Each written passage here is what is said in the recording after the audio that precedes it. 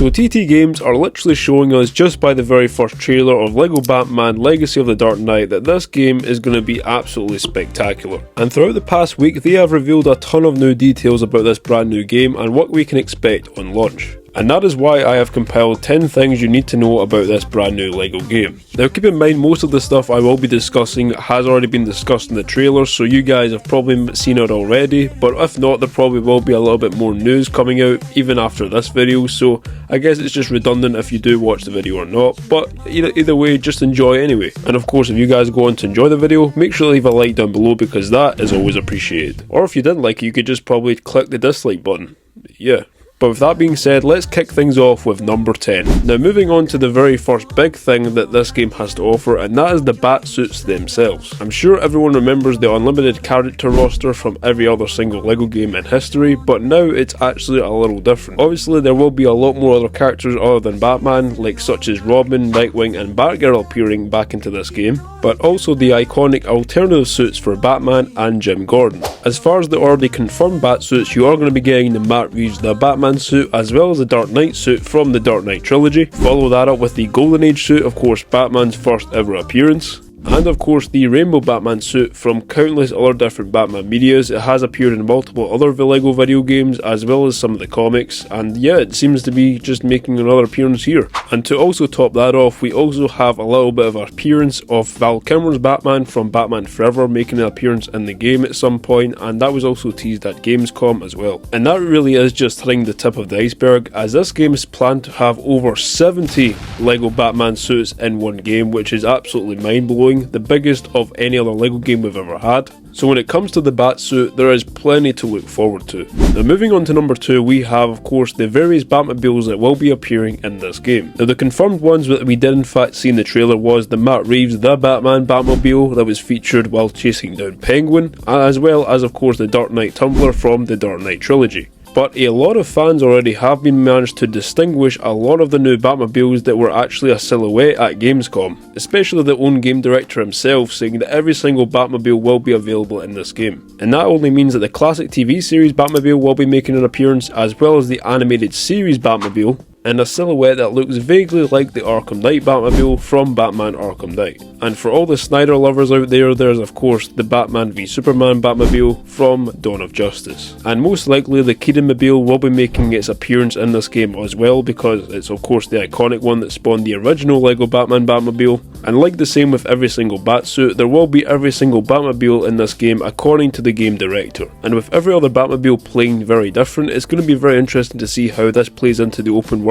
Now of course we are moving now into the character territory. Now of course there is a lot of different various characters that will be available in this game outside of Batman and Gordon. And like I said, this will actually include Batman himself, Jim Gordon, Nightwing, Robin, Batgirl, Catwoman and Talia al Ghul, with each character playing a primary main role in the story as you go along. Now I would assume that Robin and Nightwing are of course the Dick Grayson versions, so that means that Robin would eventually turn into Nightwing, and that is the third level you end up playing as from Robin to Nightwing, and then maybe Talia al Ghul is the first mission as you train in the League of Shadows. Then I reckon around the end of the game you end up converting with Catwoman to go onto the hero side, and also with Batgirl as well. Along with Batman having his own suits, Jim Gordon also has his own versions of various suits, and also 3 have been confirmed. The first one is of course from Matt Reeves' The Batman movie, which is very iconic already. Then we have the first appearance suit for the first version of Jim Gordon ever, which was obviously his first appearance in the very first debut of Batman.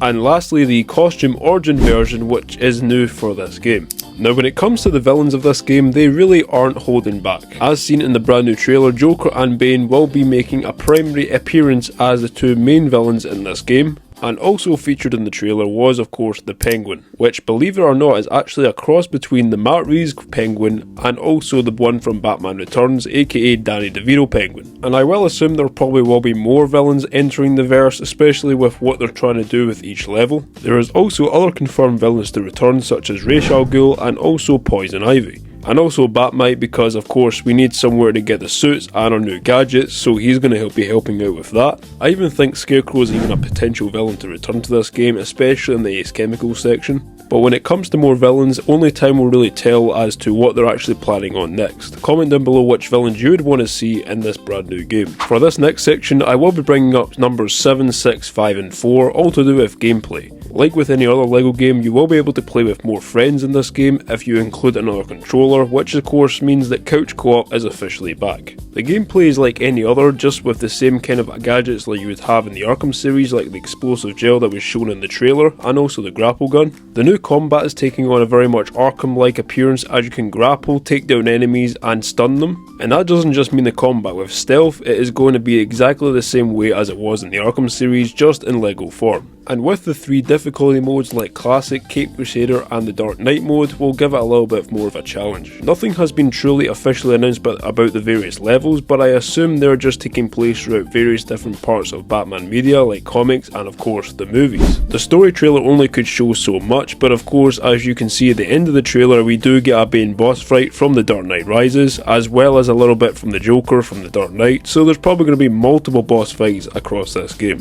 And that also transitions into the story, which is exactly the same thing as I've discussed before. They are just going through every single thing about Batman's rogues gallery and obviously putting in his best moments into this game. There really isn't any right answer for the story, as it is just a full conundrum of Batman's media and life. But now this brings us into one of my favourite points of this game, and that is of course the functional Batcave. Now the previous titles obviously had some very good Batcaves. LEGO Batman 1 had an okay Batcave, LEGO Batman 2 had a very different Batcave, and you could also drive out into the open world. LEGO Batman 3 also stepped up a notch by having you be able to just change any vehicle you wanted and travel to any part of the world. But in Legacy of the Dark Knight they are putting it up to 11 with actually real working features. With this you'd be able to see all the vehicles you have unlocked, the Batsuits you've unlocked, and also explore more of the Batcave and possibly an even Wayne Manor section at the top. And there has also been a rumour of you being able to design your own Batcave, so your Batcave is unique compared to other people, which definitely highlights this outside of the other Batman games. There probably are more features they're probably going to try and do for this, but let's just see and let's hope for the best at what they can do with this feature. And moving into the top 2 here, we of course have no microtransactions. Pretty much self-explanatory, let's move on. It's incredible that this has actually got zero any kind of paywalls behind it. That's pretty goddamn good. But of course, taking the number 1 spot is the open world. This is the first ever proper LEGO game to have a full open world, and the first LEGO Batman game to have a fully working open world outside of LEGO Batman 2. Now that we know Riddler trophies are coming back, aka Riddler puzzles in this game, then it's probably the perfect time to wander around and start collecting them.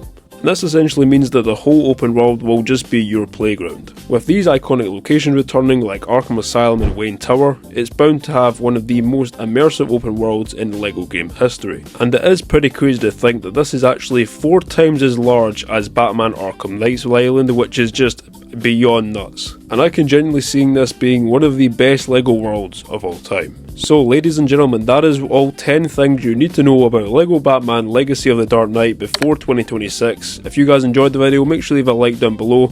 If you didn't like it, change it to a dislike. And yeah, this video just took far too long to make. 8 minutes I think we're on right now. And yeah, it's hopefully this video is doing okay for you guys. Hopefully it helps you out a little bit and is a little bit more faster paced than the other ones I've seen on YouTube. But of course, let me know what you want to see from this game particularly down below, and let me know your favourite villains you'd want to see in this game also. And of course, leave a like if you enjoyed, and I'll leave the next video up on screen here. Take care and peace.